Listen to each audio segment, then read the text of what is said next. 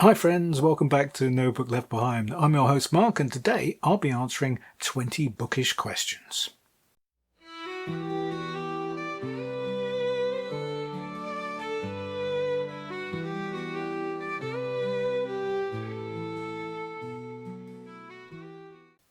So 20 bookish questions. This is a quiz or a survey, if you like, created by a booktuber called The Active Mind. Now, sorry to say I wasn't familiar with him, but I am familiar with a booktuber called Criminoli, who actually inspired me to start this channel in the first place, and he did this quiz survey as one of his videos, so I thought I'd do the same, although I gather I'm extremely late to this particular party. So let's get cracking. And the first question is, how many books is too many books in a series? Well, I don't think there is an answer to that, because I don't think you can have too many books in a series. It depends really on the creativity and the invention of the author involved. If they're still invested and coming up with good ideas, why not go on forever? If they're just doing it for the money or because they've run out of anything else to do, then maybe you should think about a limit there. I mean, a couple of series that spring to mind that I've read that went on way too long. Edgar Rice Burroughs' Tarzan. If you're not familiar with the later books in that series, he really just descended into parody, and deliberately so. You can tell he's having a lot of fun doing it, but these are not really very essential novels and are very, very silly. My particular favourite is one where he encounters a group of gorillas who are living in a lost city. And if you read the Tarzan books, you know that the ape man couldn't turn around in the jungle without tripping over a lost city. There are hundreds, it seems. Anyway, these gorillas have based their entire society on the works of William Shakespeare. It's very silly. There was a book where he went to the Earth's core. There was also a book where he got shrunk to the size of an ant. So, yeah, Burroughs was taking the mickey. So you could argue that that series did go on way too long. Another one I could mention is the Fu Manchu series by Sax Rohmer, because Rohmer just basically wrote the same book over and over again. It just tweaked it a little bit. He was very bad with money, notoriously bad, and was declared bankrupt several times, and apparently he just knocked out another Fu Manchu book every time that happened, and they really are all the same. So you could argue those couple of series went on way too long. But in generally speaking, yeah, if the invention's still there, the creativity's still there, the author's motivated for the right reasons and having fun with it, well, why the hell not? So that's my thoughts on that. Question 2, how do you feel about cliffhangers? I think cliffhangers are great. I think cliffhangers are brilliant. Mainly because my latest novel, not published yet, but coming soon, is full of cliffhangers. It's got a cliffhanger at the end of every chapter. And that's because it's a tribute / parody to old movie serials from the 1930s and 40s. It's not a graphic novel. It is just a novel, all words. But yeah, I'm trying to create that kind of ambience. So yeah, I love cliffhangers. Cliffhangers at the end of a book, if that's what this means, could also be termed sequel baiting, and I'm not particularly keen on that. I do think a work should be its own thing, a whole creation, and not necessarily just a trailer for later books in the series. But, you know, that's a personal opinion. But these are all personal opinions, aren't they? Question 3, hardback or paperbacks? Oh, that's an easy one. It's got to be paperbacks. Because if you wake up at 3 o'clock in the morning with a book in your face, if it's a hardback, that can hurt. But if it's a paperback, that's fine, isn't it? And yeah, that has happened to me lots of times. 4th, favourite book. Oh, wow. Yeah, that's impossible. Who could answer that? I don't think anyone could, really. Not anyone who's committed to reading and a lifelong reader like me. Edgar Allan Poe, H.P. Lovecraft. Oh no, these are my favourite authors. That's the next question. My God, favourite book. I'm looking behind because there's actually my fiction bookcase is behind the camera. So I'm looking at it thinking, well, God, pick one. Oh, blimey, that is totally impossible. What a silly question.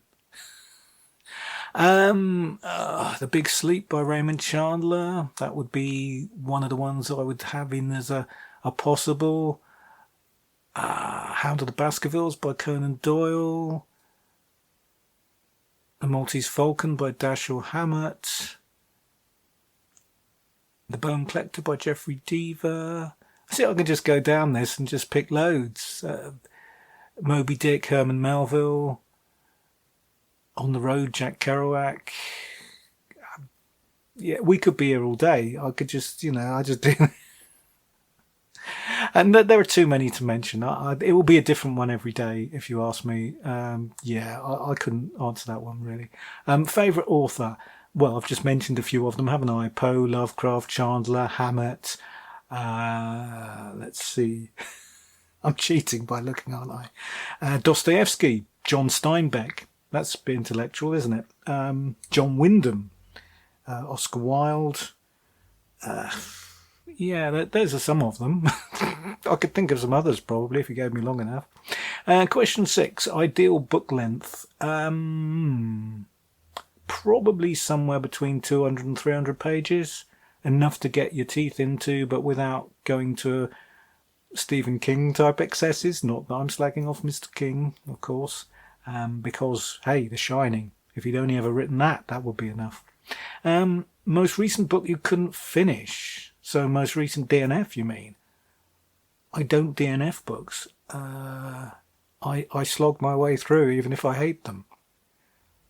No, that's a lie. I have DNF books in the past. I can think of 3. Yeah, this was a long time ago. A mate of mine lent me a big science fiction doorstep epic kind of book. I don't even remember the title or the author. Within the first 3 pages, I'd had to go to the dictionary about a dozen times, and I was like, no, I'm not doing this for the entire book. The guy's just showing off about all these long, multi-syllable, obscure words that he knows, and, because they weren't technical terms or anything like that. They were words that you could have used much simpler ones to express the same meaning, and I gave that up. I never read that. I can't even remember what it was called, as I say. Others, the other 2, I can remember what they were called because they're classics. One was Alice in Wonderland by Lewis Carroll, because I thought that was absolute rubbish. I thought that was just terrible. I couldn't get into that at all. That was not for me. I thought it was absolute cobblers, I think is the best word. Very English word, cobblers. Yeah. No, couldn't get into that. I made it about a third of the way through that. Although, to be fair, I didn't specifically DNF it. I just forgot that I was reading it. Back then, I had a terrible habit of reading multiple books at the same time. And I think I just remember, 3 or 4 months passed and suddenly a light bulb went off in my head. And I thought, wasn't I reading Alice in Wonderland? Oh, yeah, I wasn't I? And not enjoying it. And I never went back to it. So I didn't consciously DNF it. But the book I did consciously DNF, which is quite controversial, I suppose, Pride and Prejudice. It was that bit at the start of about chapter 8 where the second cousin, third removed of the uncle of the sister's brother's hero, aunt, 3 times removed appeared. Because I didn't know who that was. I'd lost track of who was who and completely. And I'm not a big fan of books where you have to actually draw a family tree so you know what's going on. Yeah, I couldn't get into that at all. I didn't think it was badly written. I just thought it was too much for my tiny brain. Perhaps that's the best way to put it. I also never finished Dune by Frank Herbert originally, but that was when I was about 11. I was trying to read that perhaps at too young an age. But I did go back to it many years later and read it all the way through, and thought that my 11-year-old opinion wasn't such a bad one, quite honestly. Because if there's a question here about the most overrated book of all time, I think that might be in there for me. And no, I've not seen the recent films, so I can't make a judgment on those or compare and contrast. But I did find that book kind of boring. Sorry. Okay, book you're currently reading. That would be the second Hammer Horror film omnibus by John Burke. That's 4 short novels based on Hammer horror films, and I'm currently reading The Reptile, which I watched this morning and is rather good. The film, I mean. Okay, last book you recommended to someone on the channel, that would be Moonrise by Theodore Strauss, which is a brilliant noir novel and was my book of the year. and I think that's the last book I actually recommended. I'm not sure I recommended anything at the end of January in my reading roundup, although there was some good stuff there. Can't recall offhand. If it means which book did I last recommend to someone personally, like face to face, I couldn't tell you. That would have been years ago. Yeah, no, I can't remember. I mean, what was it that Schopenhauer said? The less necessity there is for you to come into contact with mankind in general, the better off you are. That's what Schopenhauer said, and I've taken that to heart. So yeah, I don't see people really. I'm sorry, I'm not a hermit exactly, but yeah, semi-hermit. Anyway, or just miserable and unsociable. Okay, what's next? The newest book I've read. What, by publication date? Oh, if you're following this channel, you'll know I don't read new books. Not generally speaking. I can think of, Burt Kearns wrote a biography of the film actor Lawrence Tierney. That's only been out a year or so, I think. Yeah, I've read that. I got that because, I'm quoted in it. So, yes, I had to get a copy. He got in touch with me and said, thanks for your input. And I was completely confused. I thought it might be some kind of scam at first. But no, he did actually quote me in there. It's from a blog post that I did about a movie that Lawrence Tierney made in the 1960s, a very obscure giallo movie from Italy. I review lots of giallo movies on my blog, my cult movie blog, which is linked through the critics section of IMDb, by the way. That was a shock when that happened, because no one told me that had happened. But yeah, if you go to a movie and hit that critics review bit, if I've seen it and I've written about it, I'll be listed in the critics reviews. And I think I was the only person who had ever reviewed that movie who's in the critics section, which is why Mr. Kearns got round to reading it and quoting me. And also putting me in the acknowledgements at the back, which was great because it's alphabetical. And my name is W, Welsh. And so I was actually on the next line below and slightly touching Quentin Tarantino's credit. So how about that? That's a claim to fame. Probably the only one I have and the only one I ever will have. There you are. Okay, so we'll take an edit here because I've got to turn the paper over so I can see what the next list of questions are. Okay, and we're back, and I accidentally knocked the camera when I did that, so possibly the shots changed slightly. Apologies if that's happened. Okay, question 11. The oldest book you've read by publication date? The Bible, I guess. I read that when I was about 12. Cover to cover. All the begats and everything. Did it make a Christian of me? No, it did not. But, you see, I was so... and always have been so incredibly obsessed by reading my whole life that you give me anything, I'll read it. I read all the books at school that we had to do for exams and stuff in English literature, and I hated most of them with a passion, but I still read them all. I even got through The Mayor of Casterbridge by Thomas Hardy, which I thought was dreadful. To be fair to Mr. Hardy here, I also didn't like Dickens and I didn't like Shakespeare, and subsequently I have actually discovered that I like both of them. So maybe if I went back to Hardy I would like him. I'm not convinced at all by that, but yeah, maybe. Anyway, so yes, I read the Bible cover to cover, so there's that. I guess there's nothing... Oh, well, possibly nothing older than that. Is the Homer... Iliad and the Odyssey older than the Bible? I don't know. I've read them. I have copies of them. I don't know if they're older or not, to be honest.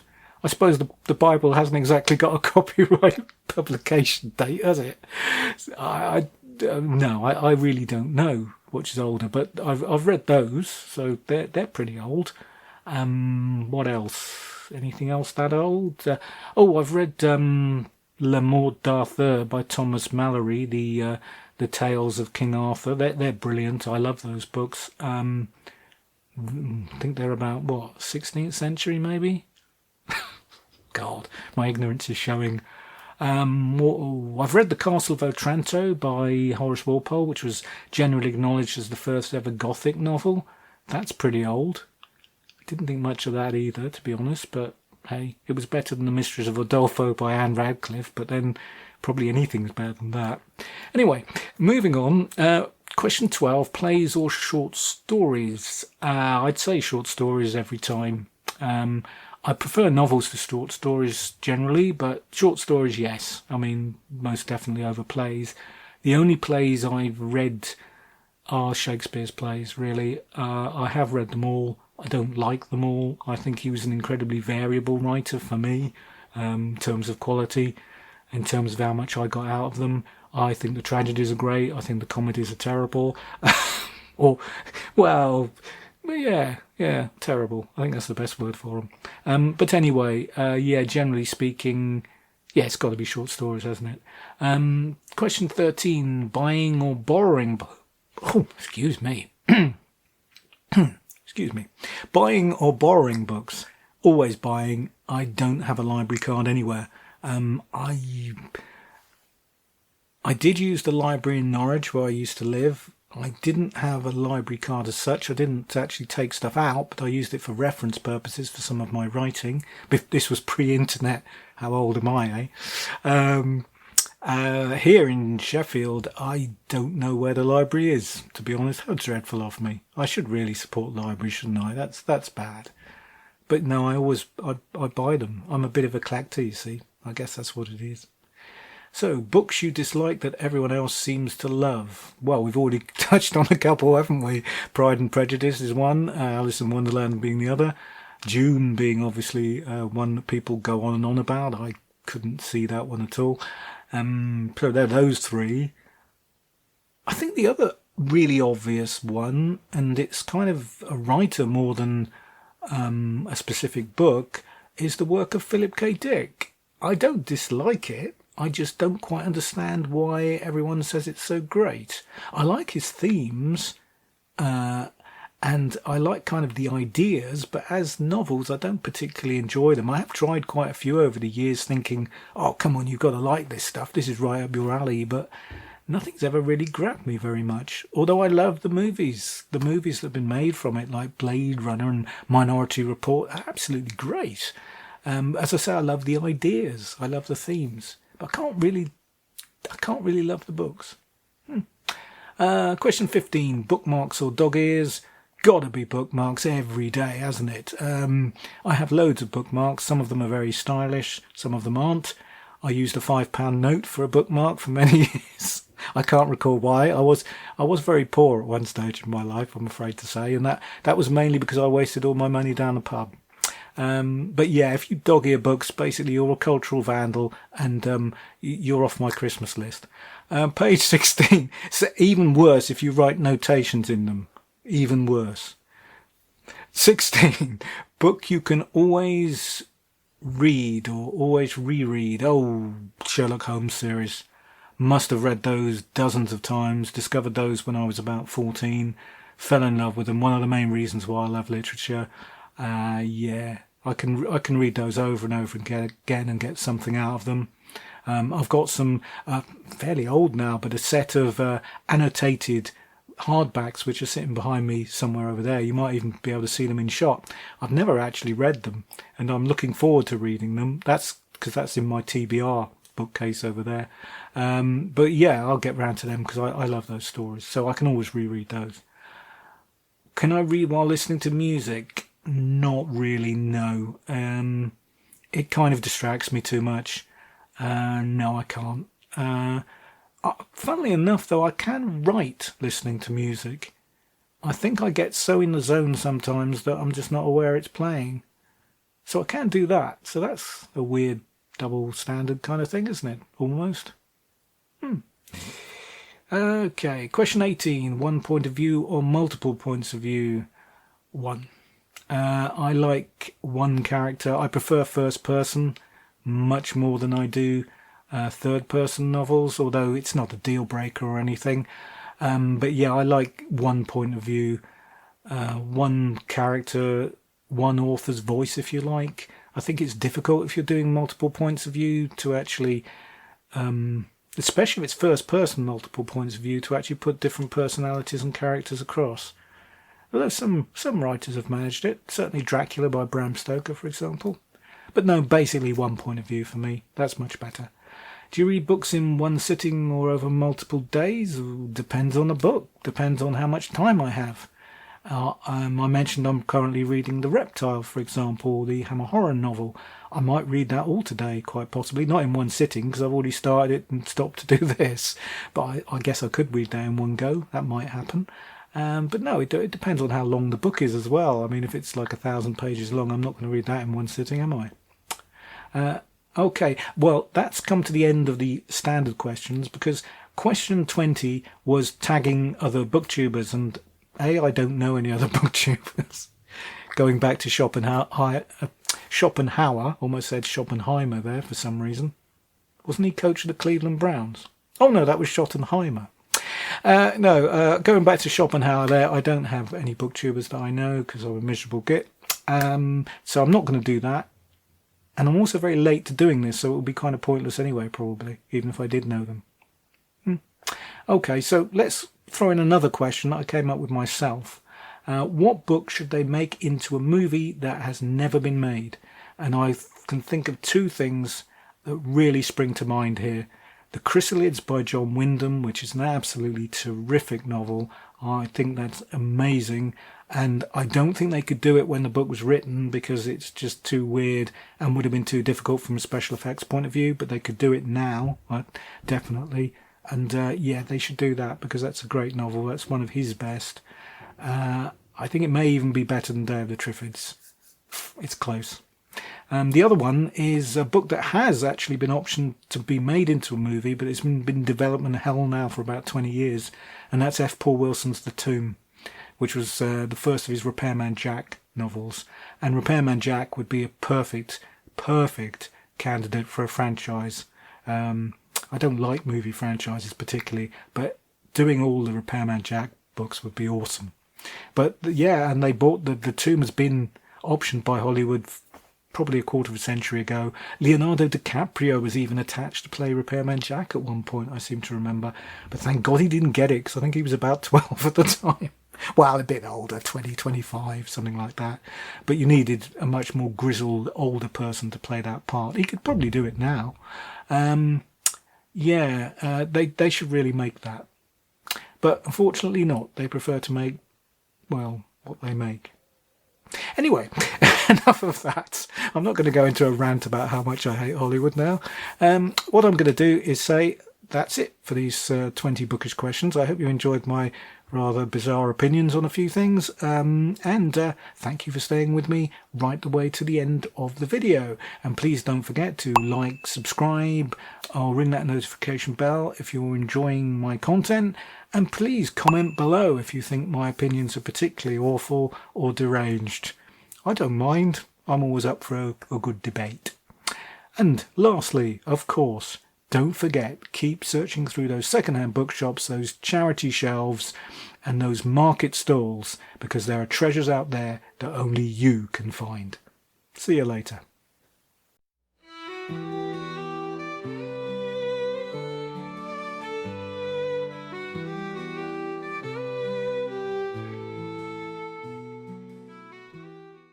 Hi friends, and welcome back to No Book Left Behind. I'm your host.